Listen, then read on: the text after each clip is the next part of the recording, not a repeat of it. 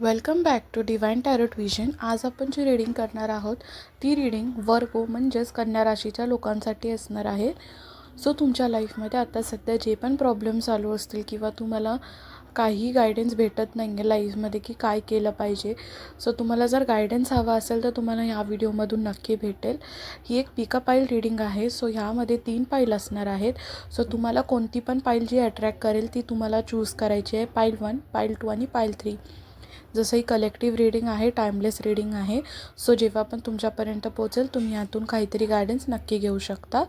आणि तुमचे क्वेश्चन जे आहे ते तुम्हाला कंटिन्युअसली रिपीट करायचे आहेत.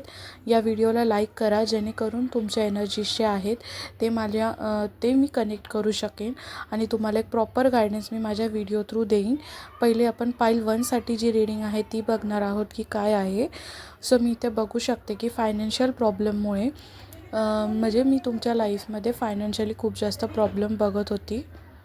सो जे काय मनी रिलेटेड प्रॉब्लेम तुमच्या लाईफमध्ये जे येत होते, सो मी बघू शकते की त्या प्रॉब्लेममुळे तुमच्या डोक्यामध्ये खूप जास्त थॉट्स चालू आहेत, खूप जास्त ओव्हर थिंकिंग चालू आहे. तुम्ही कंटिन्युअसली त्याच गोष्टींबद्दल विचार करत आहात किंवा त्या मनी रिलेटेड कोणासोबत तुमचे भांडणं झाले. सो जर तुम्ही तुमच्या लाईफमध्ये कोणाकडून मनी घेतलं होतं किंवा तुमच्याकडून कोणत्या व्यक्तीने घेतले होते आणि जर तुमच्यामध्ये वाद झाले असेल तर मी बघू शकते की तुम्ही रिटर्न करणार आहात किंवा तुम्हाला ते पैसे रिटर्न भेटणार आहेत.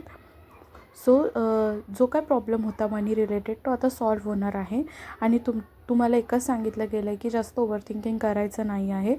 त्यामुळे तुम्हालाच तुमच्या माइंडला शांती भेटणार नाही आणि तुम्ही प्रॉपर विचार करू शकत नाही तुमच्या करंट सिच्युएशन रिलेटेड.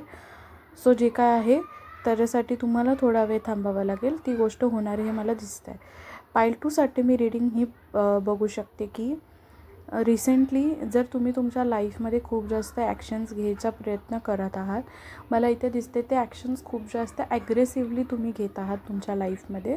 त्याचं रिझन हे आहे की तुमच्या लाईफमध्ये तुम्हाला खूप जणं पॉईंट आऊट करतात तुम्ही ज्या काही गोष्टी करता किंवा तुम्हाला कमीपणा दाखवला जातो. लोकं तुम्हाला बोलतात. सो तुम्हाला नेहमी असं मनात येतं की मी ह्यांना मला रिप्लाय द्यायचा आहे, बट मी रिप्लाय कसा देऊ आणि कोणत्या वेमध्ये देऊ. तो राग तुम्हाला कंट्रोल होत नाही आहे. सो तुमच्या मनात असा विचार येतो की मला ह्या गोष्टीचा रिप्लाय द्यायचा आहे त्यांना.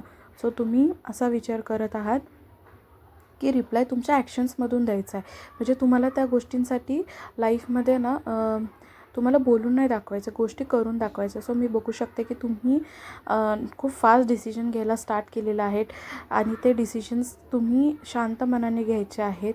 एकदम फास्ट डिसिजन घ्यायला गेलात तर भांडणं होऊ शकतात.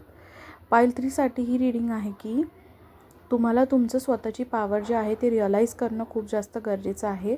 आता सध्या म्हणजे तुम्हाला ऑलरेडी माहिती आहे की तुम्ही खूप जास्त पॉवरफुल आहात.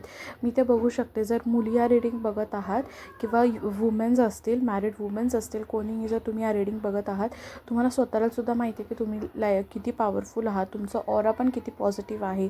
तुमच्यामध्ये एक रूलिंग पॉवर आहे लाईफमध्ये. सो तुमच्या हातात आहे की तुम्ही गोष्टींना कसं रूल करायचं आहे. बट आता तुमचा माइंड सध्या काय होतं आहे, डिस्ट्रॅक्ट होतं आहे वाईट गोष्टींमध्ये. म्हणजे काय की तुमच्या लाईफमध्ये एवढ्या चांगल्या गोष्टी असतानासुद्धा तुम्ही तुमचं माइंडचं यूज करता ओव्हर थिंकिंग करण्यासाठी. तर ते करू नका. त्याने तुमच्यातली जी पॉझिटिव्हिटी आहे ती कमी होऊ शकते. त्यासाठी तुमचं माइंड जे आहे ते आता सध्याच्या टाईमला सगळ्यात मोठं दुश्मन आहे तुमच्या लाईफमध्ये. तुमची पॉवर जी आहे ती फक्त रिअलाईज करा. बाकी सगळ्या गोष्टी व्यवस्थित आहेत.